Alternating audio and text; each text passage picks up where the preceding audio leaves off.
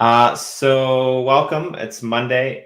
It's 12/6, I guess, which is interesting. I mean, that's an interesting number, 12/6.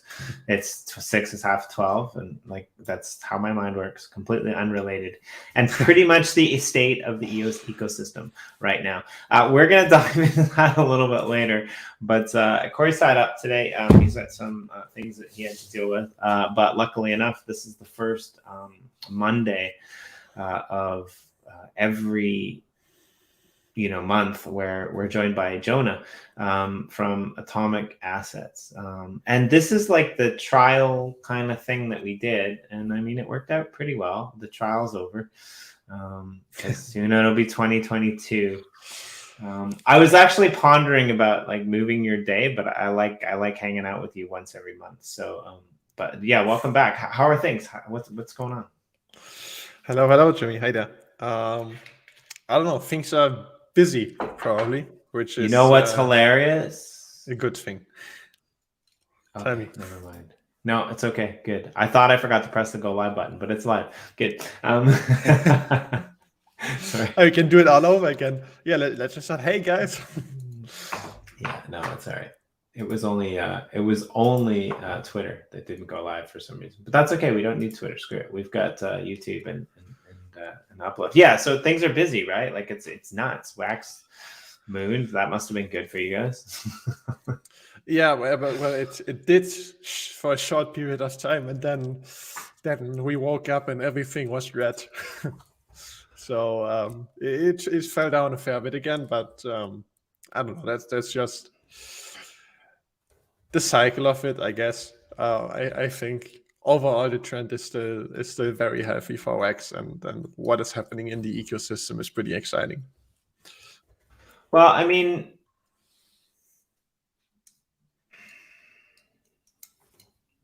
it can't go up forever, right? And I think like you said, it's a little bit healthy. Like and I don't know the US numbers right now, but like for in yen terms, it's sitting at about 50 yen. And I mean, I picked up a little bit more. It was sitting at about 57 yen. So like I'm down a bit, but like, I'm kind of used to it. So, some of my best buys I bought all the way down to the bottom. I mean, Binance Coin, for example, like I bought that all the way down, like right to the very bottom, right? And now look at it, right? And I think Wax will be very similar, like with all the stuff that's happening. And what's hilarious to me is that like the world doesn't even know. Even the world has been told, they still don't know, because like companies like Marvel say, oh, we're going to give you an NFT, and they don't mention the name Wax. What's going on? Yeah. Well, I mean, to be fair, I think that for them it's okay, because their users, they don't really care that it's Wax. I mean, they will really like the experience on Wax, but they don't consciously think, oh my god, this is Wax, it's so awesome. But it's actually interesting. So just like end of last week, Fabian, co-founder, and I, we went to like this blockchain conference in Germany, in Hamburg. And basically we just went relatively spontaneously, just wanted to see what's going on in the space. And it's sort of crazy how Wax can be so big in terms of users, in terms of activity, in terms of things that are happening, and so unknown in this mainstream blockchain bubble, if that's even the right thing to say. But like at this conference, I mean, not everyone was there for NFTs, so that's the first thing. I mean, a lot of the people weren't interested in NFTs, but it was still very obvious that people were interested in NFTs. Like there were some NFT talks about, NFT-related talks. A lot of people attended. There were some NFT meetups, so people were interested. And then there are these guys that are talking about like solving all these Ethereum problems with their really technologically sound and probably super complex and probably super smart solution to make this all happen on EVM and so on. And I'm just sitting there thinking, like, we solved all of these problems 1.5 years ago, like all of them, and you just don't know. Nobody, it's just like nobody knows. Yeah, there's sorry, go ahead.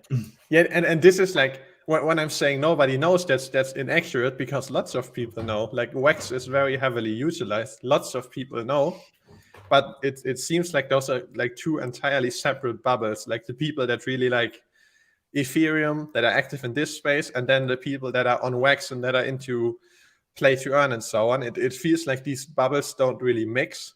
And then at these blockchain conferences, you really have this Ethereum traditional blockchain bubble and not this new one. So like when we go there, nobody knows. But when we go on Wax, there's lots and lots of people that do know. Yeah, it's interesting to me too. And I have a couple theories, right? Like, so I actually like Dan Larmer, right? Like, and I met him twice, right? Like he was on one of our roundtables, and then I also hosted him over on the Generate EOS channel and did like an in-depth interview with him. So like I'm not just some like fanboy. Like I've also criticized him, you know, in articles that I wrote about, you know, when he left EO, like when he left Block One, right? And like I was a little bit, I gave two possibilities of things that could happen, and I was happy that the second possibility is what happened.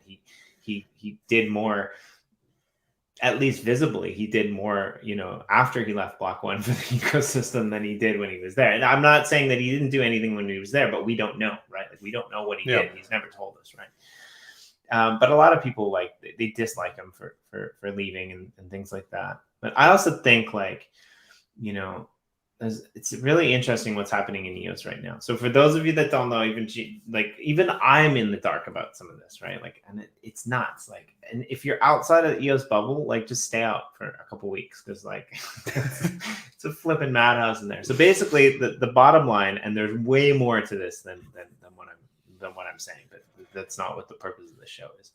But the bottom line is that Block One sold a bunch, or traded a bunch of unvested tokens to Brock Pierce, and they traded, you know, I think he traded some of his shares in Block One Company for these unvested EOS tokens. Now, problem number one is that you're not supposed to have control of anything that's unvested, so you shouldn't be allowed to trade it or get rid of it, right? So there's issues with that.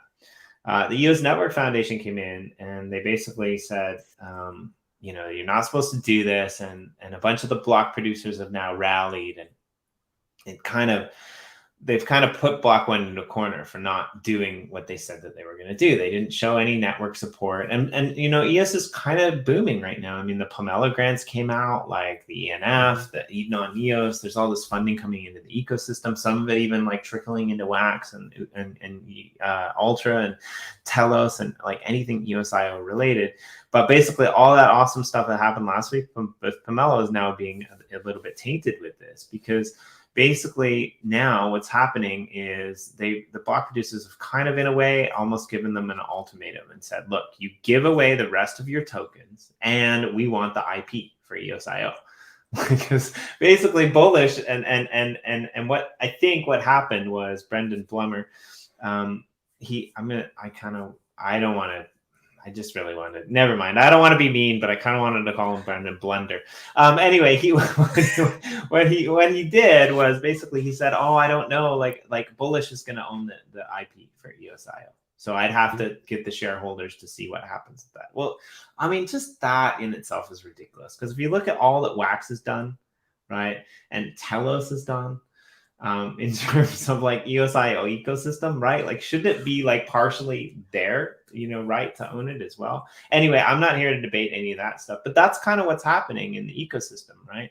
And so I wonder sometimes about like projects like Wax and projects like Ultra. I think in general, they've done a really good job, and Telos has done a really like forward, like, you know, we're super critical of Block One, right? Like Proton Chain as well. They used to be, they're not so much anymore. But Wax and Ultra have done a really good job of like basically not even using the word EOSIO in their name. They completely disassociated themselves with it. But I still think that like whenever anyone looks into it and they find out that Wax is EOSIO or Ultra is EOSIO, a lot of these people who like have detested Block One, who have detested EOS from the Ethereum ecosystem, it just gives them more vengeance to be able to say, oh no, like we're not even going to look that way because that's EOS, right? And so they have no idea about this. That's point number one. Point number two, I kind of feel, I've said this multiple times, I live in Japan. Japan has no nuclear missiles. They have no weapons. They're not. They've signed things that says that they will never use nuclear weapons because of what happened to them in the Second World War. They don't hold them. They don't carry them. They have nuclear energy. I don't buy it. I believe, honestly, I have no proof, but I believe honestly that there's probably a bunker somewhere like under the islands of Japan that have part A, which is a rocket, and part B, which is a nuclear warhead, that like have a 3-inch thing with a little thing that says push together for 3 inches and screw counterclockwise, right? Like I honestly believe that like this is like, that's again conspiracy theory. I don't know, but that's what I think. And this is what I think is like the Ethereum block producers. I think the Ethereum block producers are like, oh yeah, ETH point 2, like we'll solve it eventually. They probably already solved it. They're just cashing in on the fees until everyone gets so pissed off that they go somewhere else. And then like the minute that like everyone's leaving the chain or going somewhere else, poof, look, Ethereum 2.0 is live. Again, no proof to back that up. But they've got like more development on that chain than anywhere else in the world, right? Like any other blockchain place in the world. And like all of these other and they are quite decentralized in that way too, right? Like they're not, waiting on any centralized entity to do any of this development. So I kind of feel like there's more to the story. Like I kind of feel like a lot of this stuff that's happening with Wax or with Ultra or, with NFTs and some of these other spaces is kind of being held back by people who control a lot of the funds in the space because they are Ethereum whales. Tell me I'm wrong. I'm okay with it. That's just my thoughts. Like I could be, again, just total conspiracy theory madness here, but that's kind of my feeling. Yeah, I don't know. I really don't. And this is probably like ignorance is bliss, right? So I'm just sitting here. I'm just in my Wax bubble. I'm really happy here, and nothing, and everything around me, like everything else, is like burning and in flames. I don't know. I mean, maybe it's not. I don't know. I don't. I'm just here, being happy that I'm on Wax and that we have cool projects being built and that, like, generally we don't really have a lot of drama. I think. I mean. I couldn't think of anything really. I think the system on Wax works pretty well right now, and yeah, the biggest drama is why the biggest drama is why the hell are you not giving us more NFTs to insert any project here because we should get shit for free, followed by why the hell are we not whitelisted on Atomic yet? Like really, like those are the only, and they're not even like really big drama points, right? And like it's funny to me that it's like that's the worst thing that happens to us in Wax right now, right? Like it's like we've got so much action happening over here, and we are like in a little secluded bubble. Like Corey and I started the show as like an EOS based show. We never talk about EOS anymore. It's just like, it's not even like on the radar, right? Like it, and you're right. Like the NFT conferences that happened, like people are really excited about it, right? Like so. What's the most you're not allowed to pick favorites, I know, but what's the most exciting development that's happening in the Wax ecosystem right now? You don't have to name a project, but like, what are you most excited about the projects that are working in the Wax space? What's the most exciting one for you, the development wise? Well, honestly, I'm pretty excited about the stuff that we are doing, but that might be a slightly bit biased. All right, well, tell us about what you're doing. What's going on? That's good to dive into. Yeah, I mean, it's not even that we're like. It's not like we're launching this huge big new thing tomorrow, but it's really just it's coming together nicely. That's probably the way to say it. Like we're hiring new people, and then the people are starting and they're doing a good job, and like we'll finally have the NFT creator released soon. Or like the new NFT creator, and then we'll still have plenty of work to do, but that's nice. We're like redesigning a bunch of pages, which I think will be a very, very, very big step up. It's actually crazy. Like you grow so used to a design, and I feel like everyone that's using Atomic Hub right now, they're sort of used to it, and it's fine. And like we even saw that when we had like a small survey in the Discord where we said like, how would you rate the current profile page and what would you want to have changed? And like us looking at it, we see it like as it's really bad. We need to change it. It's like a 3 out of 10 at max. And then the average score is like 7.5, which really shows like it's really probably not even that bad, but they can still be. But then when we see what we're working on internally, like the new designs, they're just so much better. They're just so much like more helpful. They're so much better to share. They're so much better for onboarding. So I feel like that's exciting, and then that's patting ourselves on the back a bit prematurely, perhaps, because it's not even released yet. But oh man, I'll pat you on the back for what is out there. I don't know of any other marketplace like that is really as user friendly, in my opinion, as Atomic Hub. And like I know like there's a lot of hype around Nifty blocks, but even Juan himself, he's like we got so much to do. Like this is shit. Like he was on here a couple weeks ago, and he's like, like we got to do this, we got to do this. Like we can't organize things. Like we can't see what's on the back end of our NFTs. I think they fixed that right now, but like you got to go to each individual page, and then you got to like switch it out, and like we don't have any of this stuff. So like every project is going to have that. But I think like user interface wise, what you guys have put together, like the ability to search, the ability to find assets on Atomic Hub has always been really easy compared to other exchange. Like every like we were on a blockchain over on Terra the other day. We were looking through it in one of a different show that I was doing, and and it was horrible. Like it was just like you couldn't even see on Ethereum like what collections were available. They were basically handpicked. And they were thrown up there like by whoever had searched for them last. Like there wasn't even like an easy like way to be able to search for all the collections, right? Like, I mean, the biggest problem that I have, and I don't blame you, by the way, I like this feature because I think it's a great feature, and I wish blocks.io would have done this for EOSIO transactions. The biggest problem I have is like sometimes I'll be looking for an NFT and I don't realize that it's not whitelisted yet, and then I won't see it in my collection, and then I'm like, oh right, I got to click the unwhitelisted button. However, like I said, I think 99.9% of the time that's a bonus. Because like think about how many like scam voice like token things used to come up with blocks.io or like things like that, and plus it gives incentive for people to be whitelist, and it cuts way back on spam as well, right? So like I really but yeah, like Roger La Victoria says, it's really great to search on Atomic Hub. There's so many filters, there's so many things you can do. Like I 100% agree. I think it's one of the best searchable NFT platforms out there by far. Yeah, but this is always the problem, that like when you say like we have like good user experience, whatever, there's always this asterisk compared to other NFT marketplaces, which is like it's a valid statement, and it's a good problem to have. Yeah, I would probably agree with you, but really like compared to non-NFT marketplaces, compared to like big established normal non-blockchain sites, it's really not that great. And we're sort of in this position where everyone is praising us for like, it's so good, and then we're looking at it, it's like, no, not really.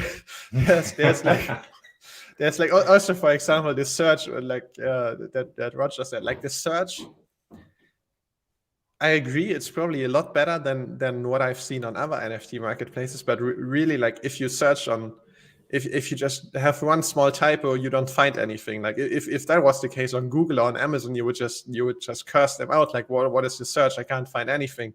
Or like maybe I don't want to search alien worlds. I just want to search like space game or something, and I still want to find it. And it's like, this is something that you would expect of every normal platform out there. Nobody is expecting it of NFT marketplaces, which is like good in a way. It makes us look better, but it also shows that there's still so much room to improve. And this is where I'm excited, because now, like I always knew this, but now with the team growing, I can see that we're on the track to actually get there, to not just say like, we need to improve it. Like that's easy to say, but to actually do it. And I mean, we haven't done so yet, but at least I can see now, okay, we're actually on track to get there at some point.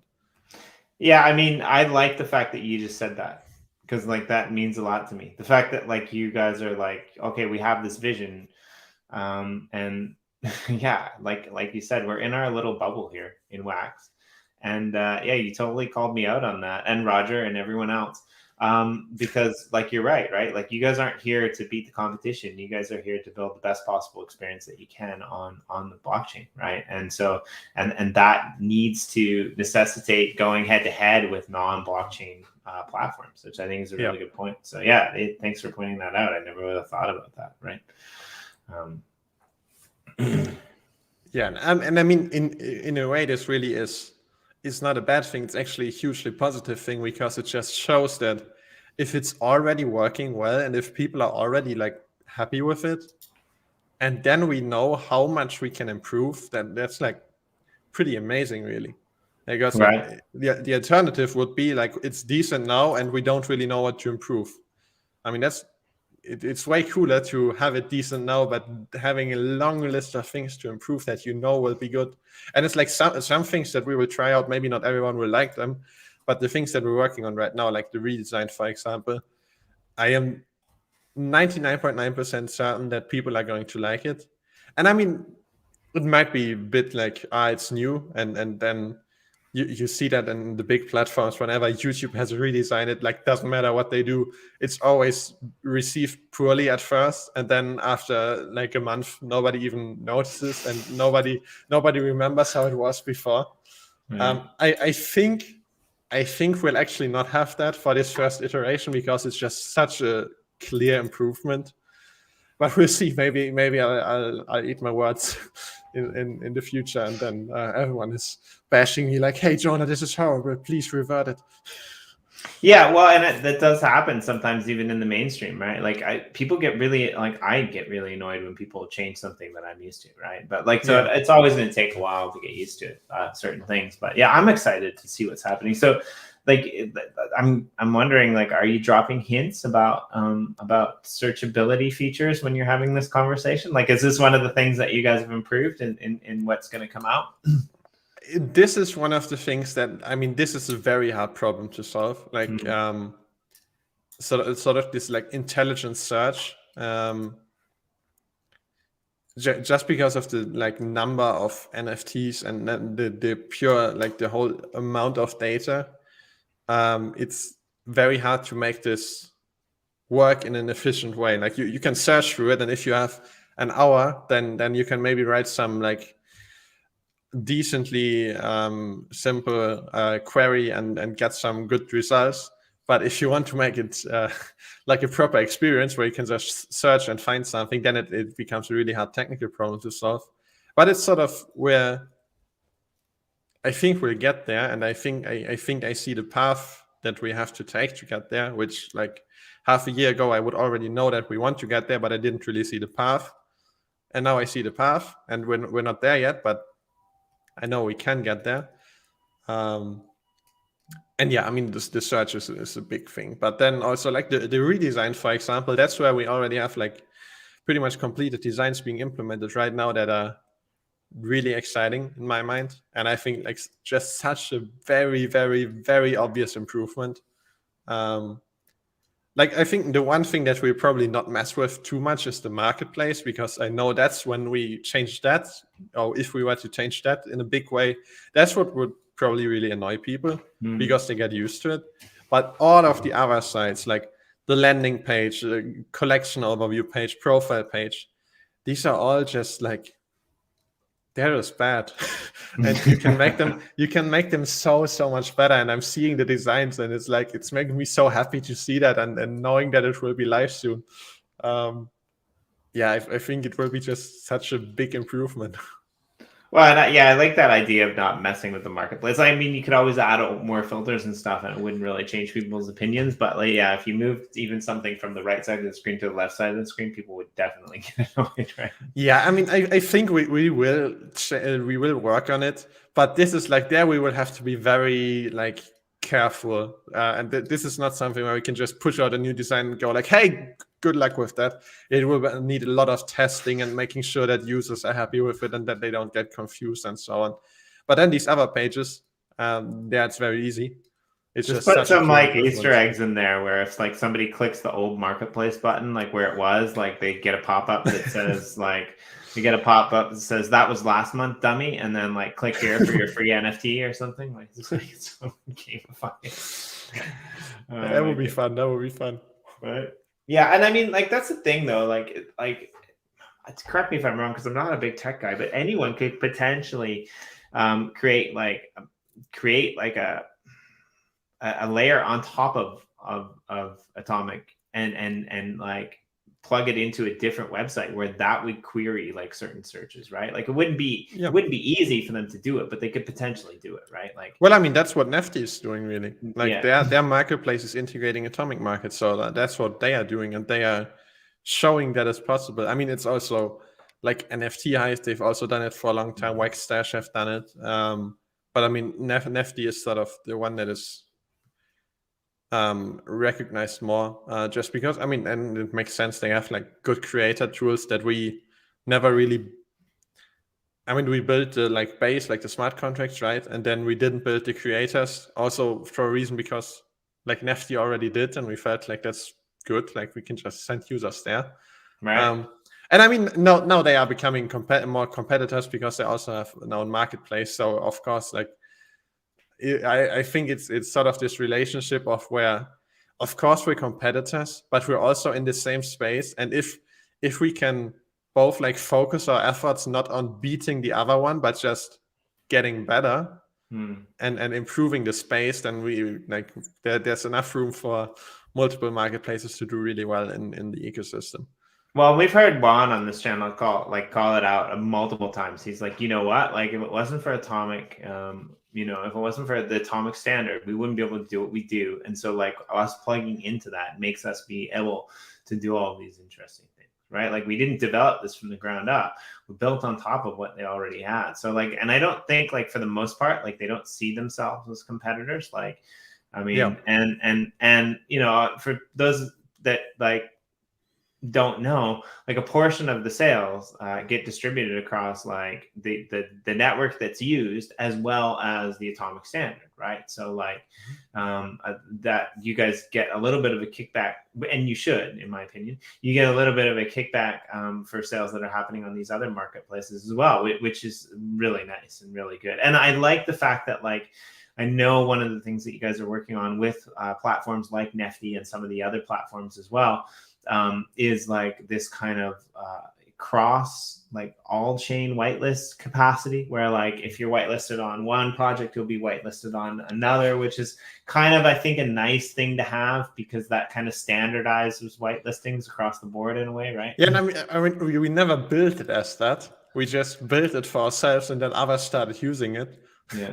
But we were like, I mean, should we stop them from using it? Like, why would we? I mean, no, probably not. Like, it's probably not a bad thing. I mean, in the beginning, we were like, this puts a bit too much responsibility on us. We're not sure if we want that. And that's when we didn't when we didn't have like a proper support team yet. But now I feel like we have the capacity to handle it. And it's like, I can see it as a bit problematic, as in like, if we were to turn like bad, or maybe we already are, like, who knows? Then we could have an effect on not just Atomic Hub, but also the ecosystem as a whole. So then I think it would be good if, like, maybe these other marketplaces, they use ours as a base, but then maybe have an own layer, or like maybe they can add some themselves. I think that would probably be good. That would be a good thing. But in general, like, it makes sense. Like, it would be such a bad experience if a new creator first had to go through like 3 different whitelisting processes on all the different sites. Like that would just be super annoying. And I know, like, one whitelisting process with us is annoying enough. I'm acutely aware of that. So when I feel like when they go through that, they deserve to also be done with it for the initially, at least.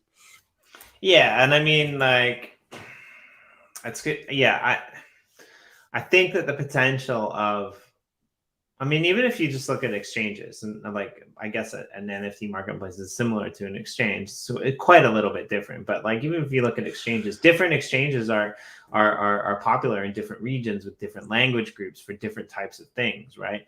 And so, like, what I like about this is, like, I think there's no possible way that you can keep up. Anyone can keep up, really, with the amount of NFTs that are dropping onto Wax these days, right? And so I think it's going to get to the point where you're going to see certain projects even plugging in, because you can potentially, we could go into the Uplift, if we wanted, we could go into Atomic, and we could potentially plug in, to all of our NFTs on there, and we could display them on our own homepage if we wanted. Right, that's kind of possible, right? We could do what NFT did, but build it out for only our NFTs, right? Yeah. And any project could potentially do this, right? If they have the development, know how to do it. And I think as things progress, I'm guessing what you will see is specific projects or specific platforms that target certain things, right? Okay, we're only gonna show art on this platform, and it's all going to be it will all be integrated through Atomic or through Nifty or through one of these other marketplaces, but we're only going to show art, right? Or we're only going to show Metaverse, or we're only going to show this project, or we're only going to show this group. And I think because if you think about it, that's kind of how traditional web works, right? Everyone's kind of very similar when they've got their own community web page, but they all link to Amazon essentially, right? Yeah. They all link to all these other places. So I think that's what it's going to be. But we got a question here from Roger. Maybe we can answer this. How many people are being added to Wax Weekly? Are you able to scale? Okay, I've noticed the site gets or has had some slow processing times recently. Or I remember back in the days for some of the drops, the early days, that was 24 hours, and it wasn't your fault by any means. That was more the Wax network fault. But I'm curious about this question too. Yeah, it was a bit of our fault back then. I mean, fault is the wrong word, but it was down to our systems. But yeah, okay. I don't know. I can't give you exact numbers of people that are joining Wax because it's really hard to define. You can look at accounts, but a lot of them might be bots. You can look at users on Atomic Hub, but Atomic Hub isn't the only place that people enter Wax. It's hard to define in that sense. It's certainly growing. That's pretty clear.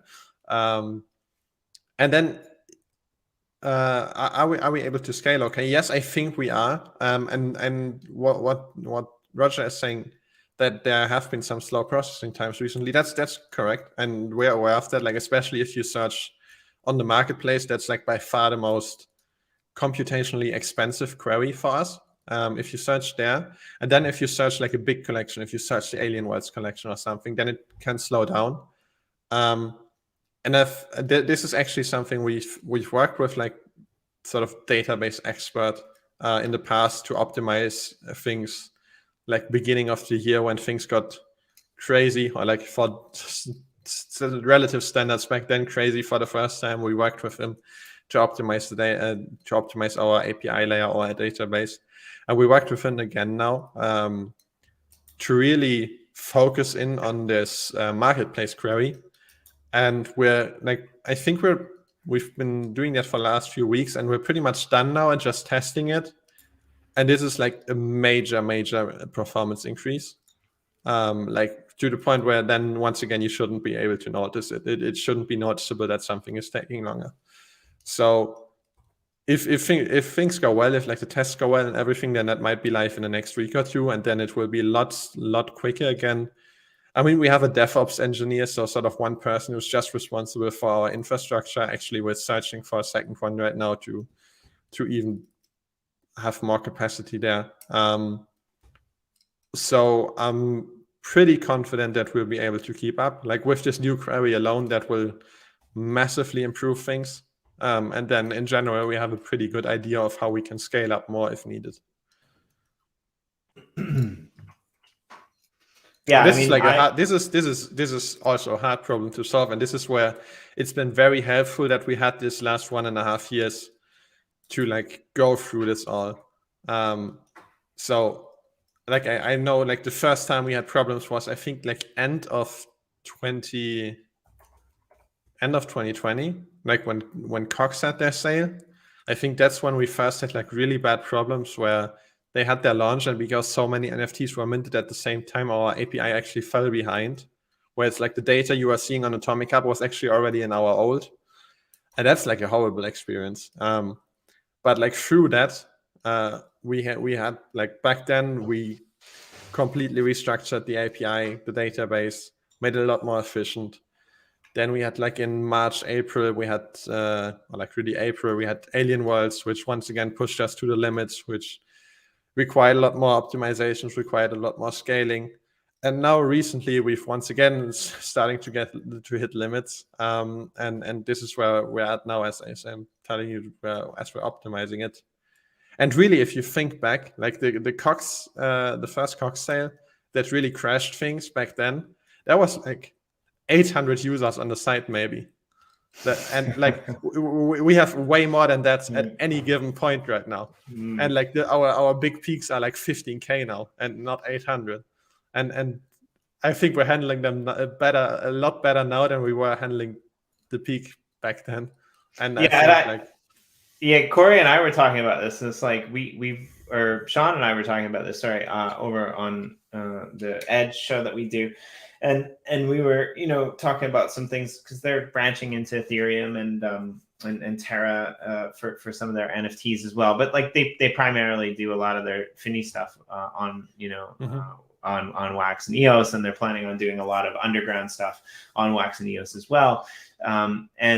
And they were saying like it's nuts, like the amount of like transactions that are happening on Wax, right? Like when it comes to NFTs, right? Like because I mean EOS is great, but like let's face it, there's not nearly the amount of volume, especially with NFTs, as there are on Wax, right? And it's just like it just puts every other blockchain out there to shame, right? Like it's just like it's lightning fast. It's super cheap. I mean, there might be a couple hiccups here and there, but yeah, I don't know if this is classified information. Where are your servers, and how can I take them hostage? I like that double look. What's happening? Yeah, I mean, it's not super classified. I mean, and I'm not the right guy to talk about this. Really, I have like a brief idea, but I'm not the one that's actually like communicating with the servers and like patting them on the back to make them feel better so that they work well. That's not my job. But I think right now we have for like the Atomic Hub API, I think we have 3 different clusters of servers. Like I think one in North America, 2 in Europe.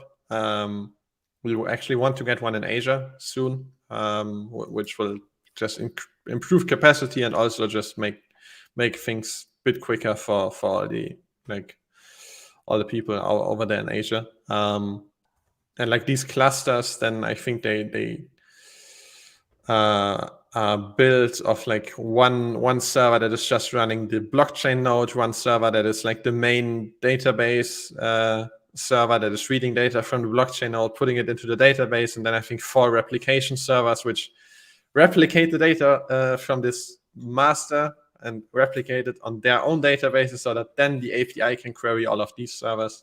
And then I think we also have one like public cluster that everyone can use. So I mean, I'm not sure if anyone listening to this was interested in this, or if this question was perhaps no. How does the server? Yeah, like I think that is great. I'm gonna jump over a couple of these other ones because Mr. Adamus. Every time I say your name, I just think there really needs to be a Cylon gallery in the Uplift world. If you haven't seen the mall gallery, seriously, go check it out. There's a post on our blog. If you don't know where our blog is, well, then go to the Uplift world, the uplift.world, and click on the little blog tab. Or if that's too many clicks for you, just type into your browser where we hide all the alpha.com, all one word, no spaces, and I'll take you right to our blog. I think that gallery is just amazing. Have you seen it, Jona? No, I haven't. Oh, geez, we'll go like I'll pull up some images for you, but it's really good. Mello, good to see you. We need to talk. I have a good conversation for you too, by the way. So what I'm kind of excited to see is the day when, because there's something that's happening here, in-game search, a way to not break the game experience when trading. Like imagine that. Imagine somebody figures out. Probably won't be us, and it probably won't be anytime soon.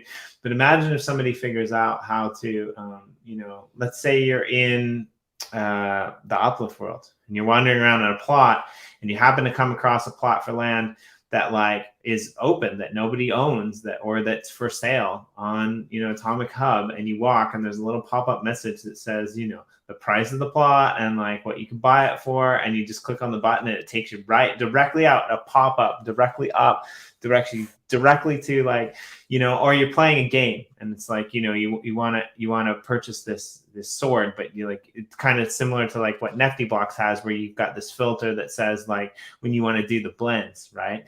Then you can like, so which ingredients are missing, you click on that missing ingredient and it takes you right to, you know, Atomic Hub or to the marketplace, and it lets you purchase that agreement. Imagine if this starts happening in games, right? Like, and I know that's probably not exactly what you mean, but like, how much better does that make it, right? And how much more addictive does it make it? Like this becomes like the new Netflix special of like, you know, the social dilemma, right?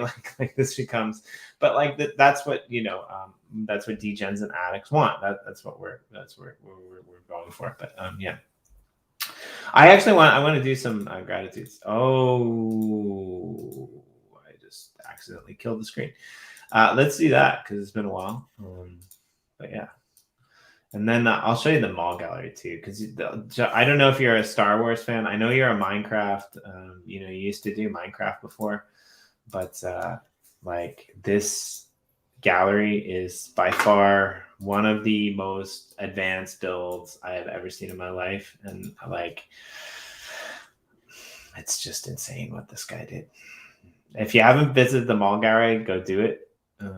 You know, and then like print out a t-shirt and send one to me that says like, you know, if you haven't visited the mall gallery, you really haven't been in the Uplift. That's how good it is. So yeah, and we're gonna actually be developing a bunch of this plot stuff as well, just as a side. So come pay attention to what's going on with the Degenerate EOS plot over the next few months, because this Borderland area is just going to be absolutely insane. We're going to put a whole bunch of cool new little galleries in here, and we might even be able to have a floor for you guys, Jona, somewhere along in one of our buildings. We can probably put something dedicated. You know what? Screw this. You're not going up here. We're gonna do this. This is the first gratitude monument I ever made in the Uplift on this plot. This is the main one. It's probably pretty cool, but this is the hidden one that I saved for special people. And I'm gonna put this right. I'm gonna put this one up here for you because I think that you're a very special person, and I think that wax is amazing. And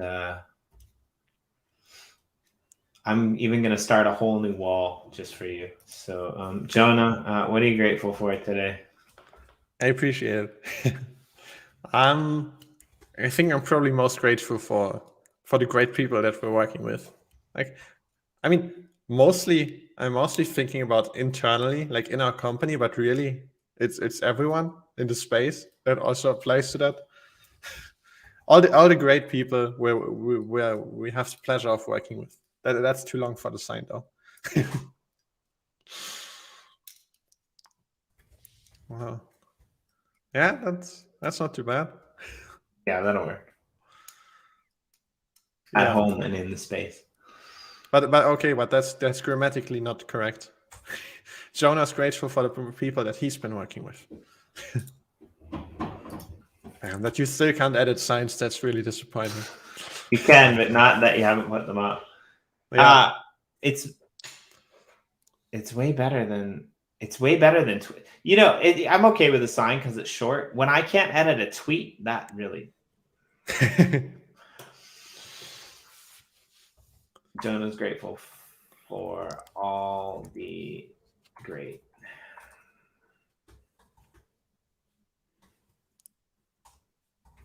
people he with.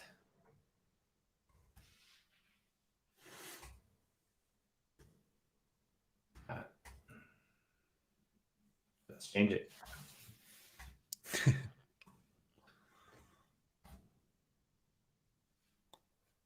And yeah, that's like a properly optimized message for like character count. and in space. No, that doesn't fit. In the space. There we go. Yeah, I think that's fair. All right, sure. Jimmy. Jimmy's grateful for monthlies. With Jona and the atomic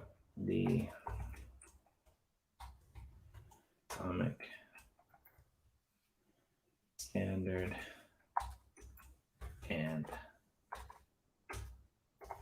the hub. Damn it. Almost. Standard and hub, maybe.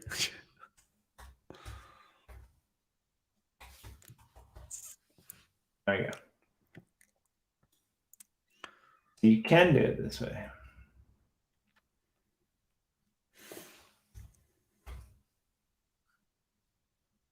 Nice. Yeah, I mean, I remember you were one of our first guests that we ever brought in here, and you were talking about it, and it's super fun. This is fun too, by the way. You can go over here, I believe, and you can. These guys are some of my favorite people. I'm going to do a show with Matt later this week in Small Town Cowboy. Small Town Cowboy built this Drop Bears Tree Diving Club plot. And Matt put up a advent calendar, which is really cool. And you open it, and there's a QR code, and you open it, and there's a QR code, and you open it, and there's a QR code, and you open it, and there's no QR code. Oh, there is a QR code. Some of them were blocked off before. I don't know why. But the funny thing was, for whatever reason, he kept opening these and chickens kept popping out. So I don't know why, but they were like attracted to it like a hen house. But anyway, yeah, this is Small Town Cowboy built. For those of you that watch this show, you know who he is. It was pretty sweet because, yeah, he's going to be helping us out on this plot doing some really cool Generate EOS stuff. So super stoked about that. And yeah, I mean, I know you got another appointment at top of the hour, so we'll let you go. But I'm excited, and if you want to do this in 2022, I'm more than happy to have you come back. And I know Corey is as well. Once a month. I like having you the first week of every month. Like we might maybe we'll change up the day. We'll look at our schedules and we'll figure it out. But please come and join us because I think that these are always really great insights and perspectives. And yeah, we'll ask you one more question before we go because this is a good one too. What type of mainstream promotions are you planning? Yeah, that is a good question. We don't have any one particular promotion planned, but we are actually starting to sort of think about marketing. And I mean, we really haven't done any marketing so far. And so we're thinking about that, and we are very willing to invest money into that to bring new people into the space. So I think probably not this year, like it has to ramp up, but I think we will have plenty of cool promotions, cool marketing campaigns, also cool partnerships. That's really probably the biggest thing coming in 2022. Very cool. Yeah, I'm excited. I don't think, everyone's a little bit paranoid. Like there were tons of liquidations. I mean, it's funny because actually there weren't that many liquidations on FTX, but every other major exchange, like the liquidations just cascaded, Binance topping them all out. And like that was this weekend. And so like what happens now? Do we continue the downtrend? I mean, but I don't think we're going to zero. Some people are calling Bitcoin to go to like something ridiculous like $13,000 or something like that. Unless like really like that would break everything that's ever happened to Bitcoin historically speaking, like right to like go back down to that level, right? Like I mean, it might go down, right? Like it might go down to 30 grand. We don't know. I'm not saying that it won't go down, but like $13,000, like I mean, okay, please, like I wouldn't mind that. I wouldn't mind it. But I'm excited to see like what NFTs are going to do, right? Like because when we get to that bear market, even we're looking like the price of wax went down, right? In the last few days, but it also went up a hell of a lot more the last couple of weeks than it did in the last few days, right? And so I'm just really excited to see what all these NFTs do, and I think wax is really going to be integral. And I'm kind of okay with the fact that you guys haven't been marketing that, other, wax in general has been doing a little bit of marketing, much more than some other blockchains have been doing, but like, when people figure this out, right? Like I'll shout out Crypto Writer and what they're doing over there, because they've had more people come in and ask them how to use like Atomic Hub, how to set up a WaxCloud wallet account to buy their finnies now that they've branched out to Ethereum and all these other chains. And I think you're going to see that with a lot of metaverses, with a lot of NFT projects. As people branch out to other chains, they're going to come to Atomic Hub. And back to what I said earlier, right? It might be on your radar, and I really hope that you do make it as seamless and as wonderful as the mainstream. But when people come from those other things and they see what you guys have created in Atomic Hub, like it's really amazing, because they're just like, geez, like this works, this is really good, like why can't and so I just think you guys offer a really good first impression alongside the WaxCloud wallet, I think as well. But a really good first impression to the ecosystem, and I just want to thank you for that, because that's awesome what you guys have built so far, and I'm excited to see how you continue to develop it. So am I. Great. So great. We'll touch base next year. Also, Jona, I forgot to mention this, but we're gonna do this thing probably on New Year's. Corey and I, we might just have like an open house or something. We're gonna do a show, and we're just gonna have all our friends come in and say hello and hang out for a party. So I'll send you a message if you're around. Pop in and say hi, and we'll just chill. Probably on New Year's morning. Not New Year's Day, on New Year's Eve morning, the night before New Year's, which will be your afternoon. If you're around, if you happen to be around, please drop in and join us. And the rest of you out there, we'll see you guys all tomorrow. We have got somebody cool on the line, but I can't quite remember who it is. But I'll remember before tomorrow, and we'll see you next time. Bye-bye.